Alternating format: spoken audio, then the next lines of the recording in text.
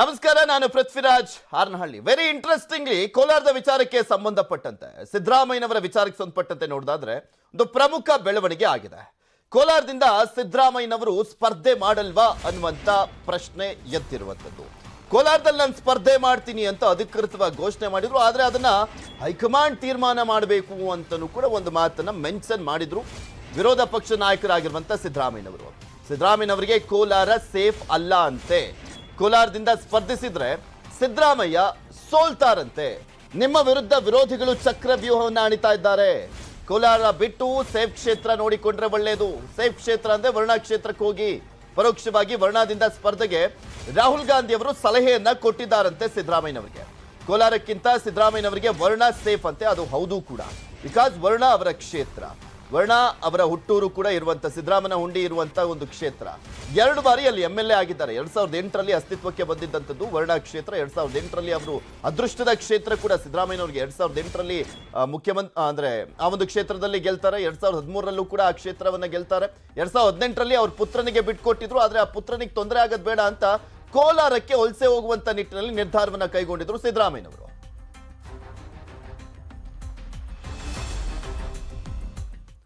High command ನಿರ್ಧಾರ ಕೈಗೊಂಡಿಲ್ಲ. ಕೋಲಾರದಿಂದ ಸ್ಪರ್ಧೆಗೆ ಗ್ರೀನ್ ಸಿಗ್ನಲ್ ಸಿಕ್ಕಿಲ್ಲ. ನನ್ನ ಹೆಸರು ಇನ್ನೂ ಕೂಡ ಕ್ಲಿಯರ್ ಮಾಡಿಲ್ಲ. ಇದು ಸಿದ್ದರಾಮಯ್ಯನವರ ಸ್ಟೇಟ್ಮೆಂಟ್. ಯಾವಾಗ ಈ ವಿಚಾರ ನಾವು ಬ್ರೇಕ್ ಮಾಡಿದ್ವಿ, ಫಸ್ಟ್ ನ್ಯೂಸ್ 18ನಲ್ಲಿ ಎಕ್ಸ್ಕ್ಲೂಸಿವ್ ಆಗಿ ಬ್ರೇಕ್ ಆಗಿದ್ದಂತ ಸುದ್ದಿ ಇದು. ನನ್ನ ಹೆಸರು ಇನ್ನೂ ಕೂಡ ಕ್ಲಿಯರ್ ಮಾಡಿಲ್ಲ ಅಂತ ಸಿದ್ದರಾಮಯ್ಯನವರು ಹೇಳಿದ್ರು. ಸ್ಪರ್ಧೆಯ ನಿರ್ಧಾರವನ್ನ ಹೈಕಮಾಂಡ್ಗೆ ಬಿಟ್ಟಿದ್ದೇನೆ ಅಂತ ಹೇಳಿದ್ರು. ಹೈಕಮಾಂಡ್ ಹೇಳಿದಂತೆ ಕೇಳ್ತೇನೆ ಅಂತ ಸಿದ್ದರಾಮಯ್ಯನವರು ಹೇಳಿದ್ದಾರೆ. ಈ ಮಾತನ್ನು ಹೇಳ್ತಾ ಇದ್ದಾರೆ ಅಂದ್ರೆ ಅವರು ಕೋಲಾರದಿಂದ ಹಿಂದೆ ಸರಿಯುವಂತ ನಿರ್ಧಾರಕ್ಕೆ ಬಂದ್ಬಿಟ್ಟಿದ್ದಾರಾ ಅನ್ನುವಂತ ಪ್ರಶ್ನೆ ಕಾಡ್ತಾ ಇದೆ. ಈಗ ಕೋಲಾರ ಸ್ಪರ್ಧೆ ಬಗ್ಗೆ ದೆಹಲಿಯಲ್ಲಿ ಸಿದ್ದರಾಮಯ್ಯನವರ ಪ್ರತಿಕ್ರಿಯೆ ಇದು. ಅಲ್ಲಿ ಕಟ್ಟಾಕ್ಬಿಟ್ರೆ ಪಕ್ಷ ಗೆಲ್ಸೋದು. I left it to the High Command. Whatever High Command decides, I will go by. ಅಲ್ಲ, ಆಕ್ಚುಲಿ ನಿನ್ನೆ ಆಲಿಗಳಿಗೆ ಎಲ್ಲರಿಗೂ ಕ್ಲಿಯರ್ ಮಾಡಿದ್ದಾರೆ ಅಂದ್ರೆ ನಿಮ್ಮದೇ ಪ್ರಮುಖವಾಗಿದ್ದಲ್ವಾ ಸರ್? ಆಲಿಗಳಿಗೆಲ್ಲ ಅಂತ ಆ ಥರ ಎಲ್ಲ ಹಂಗೇನಿಲ್ಲ. ಈಗ ನಂದು ಕ್ಲಿಯರ್ ಅನೌನ್ಸ್ ಕ್ಲಿಯರ್ ಮಾಡೇ ಇಲ್ಲ. ನನ್ನ ಹೆಸರನ್ನೇ ಕ್ಲಿಯರ್ ಮಾಡಿಲ್ಲ. ನೀವು ಸುಮ್ಮನೆ ಹೇಳ್ತಾ ಇದ್ದೀರಿ. ನಾನು ಕೋಲಾರದಲ್ಲಿ ಹೈಕಮಾಂಡ್ನವ್ರು ಏನು ಹೇಳ್ತಾರೆ ಆ ಥರ ಮಾಡ್ತೀನಿ ಅಂತ ಹೇಳಿದ್ದೀನಿ. ಕೇಳಿದ್ರು ಅದೇ ಹೇಳೋದು. ಏನು ತೀರ್ಮಾನ ಆಗಲ್ಲ ಅದು ಹೇಳ್ಬೇಕಲ್ವಾ. I left the decision to the high command. ಆಗಲ್ಲ, ಅಲ್ಲಿ ಕಟ್ಟಾಕ್ಬಿಟ್ರೆ I left to the high command ಅಂತ ಹೇಳಿದ್ರು. ಡಿಸಿಷನ್ ಕೈಗೊಳ್ಳುವಂತ ನಿರ್ಧಾರವನ್ನ ಅವತ್ತು ಕೂಡ ಹಂಗೆ ಹೇಳಿದ್ರು. ಆದ್ರೆ ಅವ್ರು ನಾನು ಕೋಲಾರದಿಂದ ಸ್ಪರ್ಧೆ ಮಾಡ್ತೀನಿ, ಹೈಕಮಾಂಡ್ ತೀರ್ಮಾನ ಮಾಡಬೇಕು, ಟಿಕೆಟ್ ಕೊಟ್ರೆ ಇಲ್ಲಿ ನಿಂತಿಲ್ಲ ಅಂತ ಹೇಳಿದ್ರು. ಆದ್ರೆ ಹೈಕಮಾಂಡ್ ನಾಯಕರೇ ಸಿದ್ದರಾಮಯ್ಯನವರೇ ಬೇಡ, ಅಲ್ಲಿ ವ್ಯವಸ್ಥಿತ ಷಡ್ಯಂತ್ರವನ್ನ ಮಾಡಲಾಗ್ತಾ ಇದೆ, ಗೆಲ್ಲೋದು ಅಷ್ಟು ಈಸಿಯಾಗಿ ಇಲ್ಲ ಅಂತ ಹೇಳಿರುವಂತ ಹಿನ್ನೆಲೆಯಲ್ಲಿ ತಮ್ಮ ನಿರ್ಧಾರವನ್ನ ಬದಲಾವಣೆ ಮಾಡ್ಕೊಳ್ತಾರ ಅಥವಾ ಕೋಲಾರದಲ್ಲೂ ಕೂಡ ಸ್ಪರ್ಧೆ ಮಾಡಿ ವರ್ಣಾದಲ್ಲೂ ಕೂಡ ಸ್ಪರ್ಧೆವನ್ನ ಮಾಡುವಂತ ನಿಟ್ಟಿನಲ್ಲಿ ನಿರ್ಧಾರವನ್ನ ಕೈಗೊಳ್ತಾರಾ ಸಿದ್ದರಾಮಯ್ಯನವರು? ಇದೊಂದು ಕುತೂಹಲ ಇದೆ. ಬಿಕಾಸ್ ಸಿದ್ದರಾಮಯ್ಯನವರಿಗೆ ಇದು ಲಾಸ್ಟ್ ಎಲೆಕ್ಷನ್ ಗೆಲ್ಲೇಬೇಕಾಗಿದೆ. ಕಾಂಗ್ರೆಸ್ ಅಧಿಕಾರಕ್ಕೆ ಬಂದ್ರೆ ಮತ್ತೊಮ್ಮೆ ಮುಖ್ಯಮಂತ್ರಿ ಆಗುವಂತ ಕನಸನ್ನ ಹೊತ್ಕೊಂಡಿದ್ದಾರೆ ಸಿದ್ದರಾಮಯ್ಯನವರು. ಸೊ ಹೀಗಾಗಿ ಗೆಲ್ಲುವಂಥದ್ದು ಅನಿವಾರ್ಯ ಕೂಡ ಆಗಿದೆ ಸಿದ್ದರಾಮಯ್ಯನವರಿಗೆ. ಇದ್ರ ಬಗ್ಗೆ ಮತ್ತಷ್ಟು ಮಾಹಿತಿಯನ್ನ ಹಂಚ್ಕೊಳ್ಳೋದಕ್ಕೆ ನಮ್ಮ ಜೊತೆ ಪ್ರಸಾದ್ ಬಾಬು ಅವರು, ಕೋಲಾರದ ಕಾಂಗ್ರೆಸ್ನ ಪ್ರಮುಖ ನಾಯಕರು, ನಮ್ಮ ಜೊತೆ ದೂರವಾಣಿ ಸಂಪರ್ಕದಲ್ಲಿ ಜಾಯ್ನ್ ಆಗ್ತಾರೆ. ನಮಸ್ಕಾರ ಪ್ರಸಾದ್ ಬಾಬು ಅವರೇ. ನಮಸ್ಕಾರ ಸರ್. ಕೋಲಾರದಲ್ಲಿ ಹೆಂಗಿದೆ ಸರ್? ಯಾಕೋ ಬೇಡ, ಕೋಲಾರ ಸೇಫ್ ಅಲ್ಲ, ವರ್ಣದಲ್ಲೇ ನಿಂತ್ಕೊಳ್ಳಿ ಅಂತ ಹೈಕಮಾಂಡ್ ಹೇಳ್ತಾ ಇದೆ ಅನ್ನುವಂಥದ್ರ ಬಗ್ಗೆ ನಮ್ಗೊಂದು ಮಾಹಿತಿ ಸಿಗ್ತಾ ಇದೆ. ಸಿದ್ದರಾಮಯ್ಯನವ್ರಿಗೆ ಯಾವ ರೀತಿ ಆಗಿದೆ ಕೋಲಾರ ಕ್ಷೇತ್ರ? ಸರ್ ಇಲ್ಲ ಸರ್, ಕೋಲಾರದಲ್ಲಿ ಅವ್ರು ನಿಲ್ತಾರೆ, ಇಲ್ಲೇ ಗೆಲ್ತಾರೆ ಸರ್. ಇದು ಎದುರಾಳಿಗಳು ಮಾಡ್ತಾರೋ ಕುತಂತ್ರ ಸರ್. ಇದು ಬಂದಿದೆ, ಅವ್ರು ನಿಂತ್ಕೊಂಡ್ರೆ ಇಲ್ಲಿ ಎದುರಾಳಿನೇ ನಮ್ಗಿಲ್ಲ ಸರ್. ನಮ್ಗೆ ಇಷ್ಟು ಮಾತ್ರ ನಾನು ಹೇಳಕ್ ಇಷ್ಟಪಡ್ತೀನಿ ಸರ್. ಇದು ನಿನ್ನೆ ಡೈಲಿಯಲ್ಲಿ ಏನೋ ಅವರು ಕೇಳಿದಾಗ ಹೇಳಿರ್ಬೋದು, ನನಗೂ ಸರಿಯಾಗಿ ಮಾಹಿತಿ ಇಲ್ಲ ರೀ. ಕೋಲಾರದಲ್ಲೇ ನಿಲ್ತಾರೆ, ಕೋಲಾರದಲ್ಲೇ ಸ್ಪರ್ಧೆ ಮಾಡ್ತಾರೆ, ಕೋಲಾರದಲ್ಲೇ ಗೆಲ್ಲುತ್ತಾರೆ ಸರ್. ಅವ್ರು ಕೋಲಾರದಲ್ಲೇ ಗೆಲ್ತಾರೆ ಸರ್. ಅವರು ಏನ್ ಥ್ರೆಟ್ ಅಂದ್ರೆ ಏನು ಸರ್? ಸಿದ್ದರಾಮಯ್ಯನವರಿಗೆ ಥ್ರೆಟ್ ಅಂದ್ರೆ ಏನು ಕೋಲಾರ ಕ್ಷೇತ್ರದಲ್ಲಿ? ಇಲ್ಲ, ಆಪೋಸಿಟ್ ಅವರು ಸುಮ್ಮನೆ ನಮ್ಗೆ ಸೋಲ್ತೀರಿ ಅನ್ನೋ ಬೈಕ್ಕಾಗಿ ಅವರು ಈ ರೀತಿ ಅಪಪ್ರಚಾರ ಮಾಡ್ತಾ ಇದಾರೆ ಸರ್. ಅಷ್ಟೇ, ಮೊದ್ಲಿಂದ ಡೇ 1 ಇಷ್ಟೇ ಅವ್ರು ಪ್ರಚಾರ ಮಾಡ್ತಾರೆ ಸರ್, ಬೇರೆ ಏನಿಲ್ಲ. ವೋಟರ್ಸ್ ಎಲ್ಲ ಕೂಡ ಇದಾರೆ, ಲೀಡರ್ಸ್ ಎಲ್ಲ ಒಂದಾಗಿದ್ದಾರೆ. ಯಾವುದೇ ಕಾರಣ ಕೂಡ ಎಲ್ಲಿ ಕೂಡ ಗೊಂದಲ ಇಲ್ಲ. ನೋಡಿ, ಮಲ್ಲಿಕಾರ್ಜುನ್ ಖರ್ಗೆ ಅವರಿಗೆ ಸಿಎಂ ಸ್ಥಾನ ತಪ್ಪಿಸಿದವ್ರು ಇವರು, ಪರಮೇಶ್ವರ್ ಅವರನ್ನ ಸೋಲಿಸಿದಂತವ್ರು ಇವರು, KH ಮುನಿಯಪ್ಪ ಅವರನ್ನ ಸೋಲಿಸಿದಂತವ್ರು ಇವರೇನೆ ಸಿದ್ದರಾಮಯ್ಯನವರು ಅಂತೆಲ್ಲ ಪ್ರತಿಪಕ್ಷದವರು ಆರೋಪ ಕೂಡ ಮಾಡ್ತಾ ಇದ್ರು. ಅದೇ ನೆಗೆಟಿವ್ ಆಗಿದೆಯಾ ಅಲ್ಲಿ? ಇಲ್ಲ ಅಹಿಂದ ಸರ್, ಮತಗಳನ್ನ ಮೊನ್ನೆ- ನಂಬ್ಕೊಂಡೆ ಅಲ್ವಾ ಬಂದಿದ್ದು ಸಿದ್ದರಾಮಯ್ಯನವರಲ್ಲಿಗೆ? ಹೌದು ಸರ್, ಹೌದು, ಐದ ಮತಗಳು ನಂಬ್ಕೊಂಡೆ ಬನ್ನಿ ಸರ್. ಈಗ ಇನ್ನೊಂದು ಮೊನ್ನೆ ನಮ್ಮ ಕೆ ಎಚ್ ಮುನಿಯಪ್ಪನವರು ಅವರೇ ಪ್ರೆಸ್ ಮೀಟ್ ಮಾಡಿ ಹೇಳಿದ್ದಾರೆ, ಇದು ಯಾವುದು ಕೂಡ ಸಿದ್ದರಾಮಯ್ಯನವ್ರ ಕಾರಣ ಅಲ್ಲ, ಅವ್ರಿಗೂ ಇದಕ್ಕೂ ಸಂಬಂಧ ಇಲ್ಲ ಅಂತ ಸ್ವತಃ ಕೆ ಎಚ್ ಮುನಿಯಪ್ಪ ಸಾಹೇಬ್ರೆ ಪ್ರೆಸ್ ಮೀಟ್ ಮಾಡಿದ್ದಾರೆ ಕೋಲಾರ ನಗರದಲ್ಲಿ ಸರ್, ಕೋಲಾರ ಪತ್ರಿಕಾ ಭವನದಲ್ಲಿ ಮಾಡಿದ್ದಾರೆ ಸರ್. ಏನ್ ನಿರ್ಧಾರ ಮಾಡ್ತಾರೆ ನೋಡೋಣ. ಪ್ರಸಾದ್ ಬಾಬು ಅವರೇ, ಥ್ಯಾಂಕ್ ಯು ನ್ಯೂಸ್ 18 ಜೊತೆ ಮಾತನಾಡಿದ್ದಕ್ಕೆ. ಇದೆಲ್ಲದ್ರ ಬಗ್ಗೆ ಇನ್ನಷ್ಟು ಮಾಹಿತಿಯನ್ನು ನೀಡ್ತಾರೆ ನಮ್ಮ ಪೊಲಿಟಿಕಲ್ ಬ್ಯೂರೋ ಮುಖ್ಯಸ್ಥರಾಗಿರುವಂತಹ ಚಿದಾನ್ ಪಟೇಲ್ ನಮ್ಮ ಜೊತೆ ನೇರ ಸಂಪರ್ಕದಲ್ಲಿ ಜಾಯ್ನ್ ಆಗ್ತಾ ಇದ್ದಾರೆ. ಚಿದಾನ್ ಪಟೇಲ್, ಒಂದು ಬೆಳವಣಿಗೆ, ಪ್ರಮುಖವಾದಂತ ಬೆಳವಣಿಗೆ ಕಾಂಗ್ರೆಸ್ ಪಕ್ಷದಲ್ಲಿ. ಇದು ಸಿದ್ದರಾಮಯ್ಯನವರ ಕ್ಷೇತ್ರ ಮತ್ತೊಮ್ಮೆ ಅತಂತ್ರ ಆಗುತ್ತಾ ಅನ್ನುವಂತ ಪ್ರಶ್ನೆಯನ್ನ ಕೂಡ ಹುಟ್ಟಾಗ್ತಾ ಇದೆ. ಹೈಕಮಾಂಡ್ ಏನಂತ ಸೂಚನೆ ಕೊಟ್ಟಿದೆ? ಇನ್ನು ಹೈಕಮಾಂಡ್ಗೆ ಈ ವರದಿ ಹೋಗ್ಲಿಕ್ಕೂ ಮುಂಚೆ ಸಿದ್ದರಾಮಯ್ಯನವರಿಗೂ ಕೂಡ ಏನಾದರೂ ಈ ವರದಿ ಹೋಗಿತ್ತಾ? ವರ್ಣದಲ್ಲಿ ನಿಂತ್ಕೊಳ್ಳೋ ಚಾನ್ಸ್ ಎಷ್ಟು ಮಟ್ಟಿಗಿದೆ? ಕೋಲಾರದಲ್ಲಿ ನಿಂತ್ಕೊಳ್ಳೋ ಚಾನ್ಸ್ ಎಷ್ಟು ಮಟ್ಟಿಗಿದೆ ಸದ್ಯದ ಅಪ್ಡೇಟ್ಸ್ ಪ್ರಕಾರ?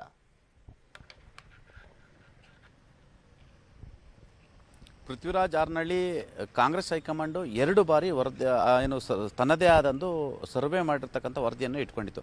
ಆ ವರದಿ ಆಧಾರದ ಮೇಲೂ ಕೂಡ ನಿನ್ನೆ ರಾಜ್ಯದ ನಾಯಕರ ಅಭಿಪ್ರಾಯಗಳು, ಕಾರ್ಯಕರ್ತರ ಅಭಿಪ್ರಾಯಗಳು, ರಾಜ್ಯದ ಕಾಂಗ್ರೆಸ್ ನಡೆಸಿದಂಥ ಸರ್ವೆ ವರದಿ ಮತ್ತು ಹೈಕಮಾಂಡ್ ವರದಿ ಇವೆಲ್ಲವನ್ನು ಇಟ್ಟುಕೊಂಡು ನಿನ್ನೆ ಸುಮಾರು 124 ಕ್ಷೇತ್ರಗಳ ಸಂಬಂಧಪಟ್ಟಾಗೆ ತುಲನೆ ಮಾಡಲಾಯಿತು. ಆ ಸಂದರ್ಭದಲ್ಲಿ ಎಲ್ಲ ಕ್ಷೇತ್ರಗಳ ಬಗ್ಗೆ ವಿಶೇಷವಾಗಿ ಚರ್ಚೆಯನ್ನು ನಡೆಸಿತು. ಆ ಚರ್ಚೆಯ ಬಳಿಕ ರಾಹುಲ್ ಗಾಂಧಿ, ಮಲ್ಲಿಕಾರ್ಜುನ್ ಖರ್ಗೆ ಮತ್ತು ಸಿದ್ದರಾಮಯ್ಯನವರು ಪ್ರತ್ಯೇಕವಾಗಿ ಮಾತುಕತೆಯನ್ನು ನಡೆಸಿದ್ರು. ಆ ಮಾತುಕತೆ ಸಂದರ್ಭದಲ್ಲಿ ರಾಹುಲ್ ಗಾಂಧಿ ಅವರು ಕೋಲಾರದಲ್ಲಿ ತಮಗೆ ಸೇಫ್ ಇಲ್ಲ, ಕೋಲಾರದಲ್ಲಿ ಬಿಜೆಪಿ, ಸಂಘ ಪರಿವಾರ ಮತ್ತು ಜೆಡಿಎಸ್ ಈ ಮೂರು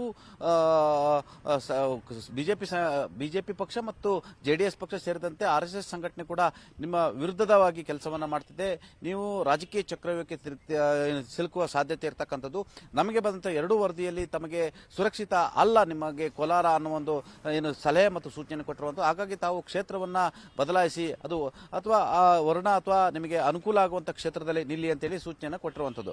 ಮತ್ತೊಂದು ಕಡೆ ಸಿದ್ದರಾಮಯ್ಯ ವರದಿಯಲ್ಲೂ ಕೂಡ ಎಲ್ಲ ಒಂದು ಕಡೆ ಅವರು ಸಿದ್ದರಾಮಯ್ಯ ಸ್ವತಃ ಏನು ಸರ್ವೆ ಮಾಡಿದ ಸಂದರ್ಭದಲ್ಲೂ ಕೂಡ 2 ಬಾರಿ ಕೂಡ ಎಲ್ಲ ಒಂದು ಕಡೆ ಸಣ್ಣ ಪ್ರಮಾಣದ ಗೆಲ್ಲುವಂತವರಿಗೆ ವರದಿ ಕೂಡ ಬಂದಿರುವಂಥದ್ದು.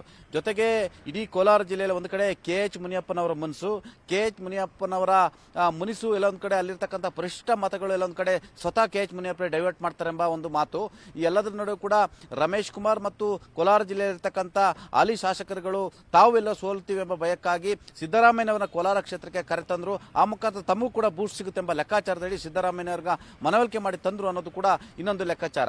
ಜೊತೆಗೆ ಸಿದ್ದರಾಮಯ್ಯನವರಿಗೆ ವರ್ಣ ಕ್ಷೇತ್ರದಿಂದ ಸ್ಪರ್ಧೆ ಮಾಡಲಿಕ್ಕೆ ಕೆಲವೊಂದು ಕಡೆ ಆರಂಭದಲ್ಲಿ ಇಚ್ಛೆ ಇರಲಿಲ್ಲ. ಯಾಕಂತ ಹೇಳಿದ್ರೆ ತನ್ನ ಪುತ್ರ ಯತೀಂದ್ರ ಸಿದ್ದರಾಮಯ್ಯನವರಿಗೆ ಕ್ಷೇತ್ರವನ್ನ ಕಿತ್ತುಕೊಂಡಂತಾಗುವಂಥದ್ದು. ಒಂದು ವೇಳೆ ಅಂಗ ಅಸೆಂಬ್ಲಿ ಆದ್ರೆ ಪುತ್ರ ಯತೀಂದ್ರ ಸಿದ್ದರಾಮಯ್ಯರವರನ್ನ ಮಂತ್ರಿ ಮಾಡಬಹುದೆಂಬ ಲೆಕ್ಕಾಚಾರ.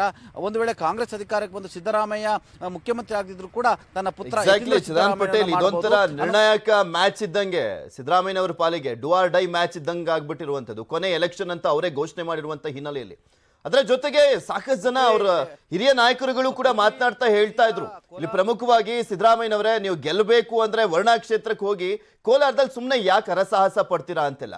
ಈಗ ಇವರು ಹೇಳಿರುವಂತ ಹಿನ್ನೆಲೆಯಲ್ಲಿ ವರ್ಣದಲ್ಲಿ ನಿಲ್ಲುವಂತ ನಿಟ್ಟಿನಲ್ಲಿ ನಿರ್ಧಾರ ಮಾಡ್ತಾರ ಸಿದ್ದರಾಮಯ್ಯನವರು? ಆ ಒಲವಿದೆಯಾ? ಯಾಕೆಂದ್ರೆ ವರ್ಣ ಕ್ಷೇತ್ರ ಅದೃಷ್ಟದ ಕ್ಷೇತ್ರ ಬೇರೆ.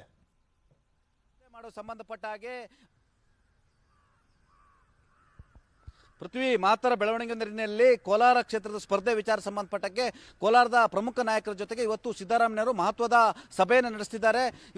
ಇವತ್ತಿನ ಸಭೆಯಲ್ಲಿ ಕೋಲಾರದಲ್ಲಿ ಸ್ಪರ್ಧೆ ಮಾಡಬೇಕಾ ಬೇಡ ಎಂಬ ನಿರ್ಧಾರವನ್ನು ಮಾಡಲಿದ್ದಾರೆ ಮತ್ತು ನಾಯಕರು ಕೂಡ ತಾನು ಕೋಲಾರದಿಂದ ಸ್ಪರ್ಧೆ ಮಾಡ್ತೀನಿ ಅಂತೇಳಿ ಸೂಚನೆಯನ್ನು ಕೂಡ ಕೊಡಲಿದ್ದಾರೆ. ಅಲ್ಲದೆ ವರ್ಣದಿಂದ ಸ್ಪರ್ಧೆ ಮಾಡೋ ಸಂಬಂಧಪಟ್ಟ ಕೂಡ ಇವತ್ತೇ ಬಹುತೇಕ ನಿರ್ಧಾರ ಕೈಗೊಳ್ಳುವ ಸಾಧ್ಯತೆ ಇದೆ ಅಂತ ಹೇಳಲಾಗ್ತಿದೆ. ಅಲ್ಲದೆ ಕೋಲಾರದಿಂದ ಸ್ಪರ್ಧೆಯ ಸಾಧಕ ಬಾಧಕಗಳ ಬಗ್ಗೆ ಅಲ್ಲಿನ ಪ್ರಮುಖ ಸ್ಥಳೀಯ ನಾಯಕರ ಜೊತೆ ಬೆಂಗಳೂರಿಗೆ ಬಂದ ನಂತರ ಸಿದ್ದರಾಮಯ್ಯವರು ಚರ್ಚೆ ನಡೆಸ್ತಾರೆ ಅಂತ ಹೇಳಲಾಗ್ತಿದೆ. ಅಲ್ಲದೆ ಕಾಂಗ್ರೆಸ್ ಹೈಕಮಾಂಡ್ ಸಲಹೆ ಕೊಟ್ಟಿರುವಂತದ್ದು, ಸ್ವತಃ ರಾಹುಲ್ ಗಾಂಧಿ ಅವರು ತಾವು ಸ್ಪರ್ಧೆ ಮಾಡಬೇಡಿ ಅಂತೇಳಿ ಸೂಚನೆ ಕೊಟ್ಟಿರುವಂತದ್ದು. ಅಲ್ಲದೆ ಮೊದಲ ಪಟ್ಟಿಯಲ್ಲಿ ಸಿದ್ದರಾಮಯ್ಯ ಹೆಸರನ್ನ ಕೋಲಾರ ಕ್ಷೇತ್ರದಿಂದ ಘೋಷಣೆ ಮಾಡಲೇ ಇರತಕ್ಕಂಥದ್ದು. ಹಾಗಾಗಿ ಸಿದ್ದರಾಮಯ್ಯ ಕೂಡ ವೈಯಕ್ತಿಕವಾಗಿ ಆತಂಕವಾಗಿರುವಂತದ್ದು. ಇದು ಅವರ ರಾಜಕೀಯ ಜೀವನದ ಕಟ್ಟಕಡೆಯ ಚುನಾವಣೆ ಆಗಿದ್ರಿಂದ ಒಂದು ವೇಳೆ ಚುನಾವಣೆ ಸೋತ್ರೆ ಕಾಂಗ್ರೆಸ್ ಪಕ್ಷದಿಂದಲೂ ಕೂಡ ನಾಯಕತ್ವ ಕೂಡ ತೊಂದರೆ ಆಗುವಂತದ್ದು ಮತ್ತು ಇಷ್ಟು ದಿನ ಅವರು ಮಾಡಿದಂತ ರಾಜಕೀಯ ಕೂಡ ಕಪ್ಪು ಮಸಿ ಆಗುವಂತದ್ದು. ಹಾಗಾಗಿ ಸಿದ್ದರಾಮಯ್ಯ ನೋಡೋಣ ಏನ್ ಬೆಳವಣಿಗೆಗಳಾಗುತ್ತೆ ಅಂತ. ಚಿದಾನ್ ಪಟೇಲ್, ಮತ್ತಷ್ಟು ಅಪ್ಡೇಟ್ಸ್ ಅನ್ನ ನೆಕ್ಸ್ಟ್ ತೆಗೆದುಕೊಳ್ತಾ ಹೋಗ್ತೀನಿ. ಥ್ಯಾಂಕ್ ಯು ನಿಮ್ಮೆಲ್ಲ ಮಾಹಿತಿಗಾಗಿ. ಕೋಲಾರದಲ್ಲಿ ಹೆಂಗೆ ದಂಗಲ್ ನಡೀತಾ ಇದೆಯೋ ಅದೇ ರೀತಿಯಾಗಿ ಚಿಕ್ಕಮಗಳೂರಿನ ಕಾಂಗ್ರೆಸ್ ಟಿಕೆಟ್ಗೋಸ್ಕರ ದಂಗಲ್ ನಡೀತಾ ಇದೆ. ಅಸಮಾಧಾನ ಸ್ಫೋಟ ಆಗ್ತಾ ಇದೆ. ತಮ್ಮಯ್ಯ ಅವರಿಗೆ ಏನಾದ್ರೂ ಟಿಕೆಟ್ ಕೊಟ್ಟಿದ್ದೇ ಆದಲ್ಲಿ ಅಲ್ಲಿನ ಮೂಲ ಕಾಂಗ್ರೆಸ್ಸಿಗರು ವಿರೋಧವನ್ನ ವ್ಯಕ್ತಪಡಿಸ್ತಾ ಇದ್ದಾರೆ. ಬಿಕಾಸ್ ಕಾಂಗ್ರೆಸ್ನಲ್ಲಿ ಅಲ್ಲೊಂದು ನೆಲೆಯನ್ನ ಕೊಟ್ಟಿರುವಂಥದ್ದು, ಹಾಗೆ ಒಂದು ಗಟ್ಟಿ ನಾಯಕತ್ವ ಇರುವಂಥದ್ದು ಅಂದ್ರೆ ಕಾಂಗ್ರೆಸ್ನಲ್ಲಿ ಮಹಡಿಮನಿ ಸತೀಶ್ ಅವರಿಗೆ. ಸಕ್ಕರೆಪಟ್ಟಣದಲ್ಲಿ ಜಿಲ್ಲಾ ಪಂಚಾಯತ್ ಮೆಂಬರ್ ಆಗಿದ್ರು ಇವರ ತಾಯಿ. ಅವರಿಗೆ ಟಿಕೆಟ್ ಕೊಡಬೇಕು ಅಂತ ಒತ್ತಡ ಕೇಳಿ ಬರ್ತಾ ಇದೆ. ಹಲವು ಬಾರಿ ಪಕ್ಷಾಂತರ ಮಾಡಿದಂತ ತಮ್ಮಯ್ಯ ಅವರಿಗೆ ಯಾಕ್ರಿ ಟಿಕೆಟ್ ಕೊಡ್ತೀರಾ, ಬೇರೆ ಪಕ್ಷದಿಂದ ಬಂದಂತವ್ರಿಗೆ? ನಮ್ಮಲ್ಲೇ ಗಟ್ಟಿ ನಾಯಕ ಒಬ್ರು ಇದ್ದಾರೆ ಮಹಡಿಮನೆ ಸತೀಶ್, ಅವ್ರಿಗೆ ಕೊಡಿ. ಇನ್ನೆಲ್ಲಾದ್ರೂ ತಮ್ಮಯ್ಯ ಅವರಿಗೆ ಟಿಕೆಟ್ ಕೊಟ್ರೆ ಹಿರಿಯ ನಾಯಕರೇ ತಟಸ್ಥವಾಗುವಂತ ಒಂದು ಎಚ್ಚರಿಕೆಯನ್ನ ಕೊಟ್ಟಿದ್ದಾರೆ. ಇಲ್ಲಿ ಸಿ.ಟಿ. ರವಿ ಅವರಿಗೆ ಫೈಟ್ ಕೊಡ್ಲಿಕ್ಕೆ ಸತೀಶ್ ಇಂದ ಮಾತ್ರ ಸಾಧ್ಯ ಅಂತ ಹಿರಿಯ ನಾಯಕರು ಪಟ್ಟನೆ ಹಿಡಿದಿದ್ದಾರೆ. ಮೂಲ ಕಾಂಗ್ರೆಸ್ಸಿಗ ಲಿಂಗಾಯತ ಸಮುದಾಯದ ಪ್ರಭಾವಿ ನಾಯಕರು ಮಹಡಿಮನಿ ಸತೀಶ್ ಅವರು ಟಿಕೆಟ್ ನೀಡುವಂತೆ ಸ್ಥಳೀಯ ನಾಯಕರು ಒತ್ತಾಯವನ್ನ ಮಾಡ್ತಾ ಇದ್ದಾರೆ. ಕೆಪಿಸಿಸಿ ಅಧ್ಯಕ್ಷರಿಗೆ ಒತ್ತಾಯವನ್ನ ಮಾಡಿರುವಂತದ್ದು. ತಮ್ಮಯ್ಯಗೆ ಟಿಕೆಟ್ ನೀಡದಿರಲಿಕ್ಕೆ ಹಿರಿಯ ನಾಯಕರಾಗಿರುವಂತಹ ಎಂ.ಎಲ್. ಮೂರ್ತಿ ಅವರು, ಮಾಜಿ ಸಚಿವ ಸಗೀರ್ ಅಹಮದ್ ಅವರು, ಹಾಗೆ ಕೆ.ಬಿ. ಮಲ್ಲಿಕಾರ್ಜುನ್ ಅವರು ಇವರೆಲ್ಲರೂ ಕೂಡ ವಿರೋಧವನ್ನ ವ್ಯಕ್ತಪಡಿಸ್ತಾ ಇದ್ದಾರೆ. ಬೆಂಗಳೂರು ಮೈಸೂರು ಎಕ್ಸ್ಪ್ರೆಸ್ ವೇ ಇದೆಯಲ್ಲ, ಫಸ್ಟ್ ಕ್ರೆಡಿಟ್ ವಾರ್ ಜೋರಾಗಿ ನಡೀತಾ ಇತ್ತು, ಅದಾದ್ಮೇಲೆ ಟೋಲ್ ವಾರ್ ನಡೀತಾ ಇತ್ತು. ಈಗ ಮತ್ತೊಮ್ಮೆ ಸುದ್ದಿಯಲ್ಲಿರುವಂತದ್ದು ಅಂದ್ರೆ ಅದು ಉದ್ಘಾಟನೆಯಾದ 6 ದಿನಕ್ಕೆ ದಶಪಥ ಹೈವೇ ಜಲಾವೃತ ಆಗಿರೋದು. ಒಂದೇ ಮಳೆಗೆ, ಅದು ಸಾಧಾರಣ ಮಳೆಗೆ ಬೆಂಗಳೂರು ಮೈಸೂರು ಹೈವೇ ಮುಳುಗಡೆ ಆಗೋಗ್ಬಿಟ್ಟಿದೆ. ರಾಮನಗರ ಬಳಿಯ ಸಂಘ ಬಸವನ ದೊಡ್ಡಿ ಬಳಿ ಜಲಾವೃತ ಆಗಿದೆ. ರಸ್ತೆಯಲ್ಲಿ ನಿಂತಂತ ಮಳೆ ನೀರು ವಾಹನ ಸವಾರರು ಪರದಾಟವನ್ನು ಮಾಡಿದ್ರು. ಮಳೆ ನೀರು ಸರಾಗವಾಗಿ ಹರಿದು ಹೋಗದೆ ಅವಾಂತರ ಸೃಷ್ಟಿಯಾಗಿತ್ತು. ಮಳೆ ನೀರಿಗೆ ಕೆಟ್ಟು ರಸ್ತೆ ಮಧ್ಯೆಯೇ ನಿಂತಿದ್ವು ವಾಹನಗಳು. ಹೆದ್ದಾರಿ ಪ್ರಾಧಿಕಾರದ ವಿರುದ್ಧ ವಾಹನ ಸವಾರರು ಆಕ್ರೋಶವನ್ನ ಕೂಡ ವ್ಯಕ್ತಪಡಿಸ್ತಾ ಇದ್ರು.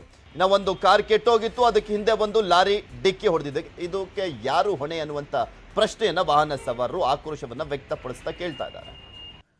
ಇವೆಷ್ಟು ಈ ಕ್ಷಣದವರೆಗಿನ ಸುದ್ದಿ. ನೋಡ್ತಾ ಇರಿ ನ್ಯೂಸ್ 18, ಜಾಲ ನಮ್ಮದು, ಬಲ ನಿಮ್ಮದು.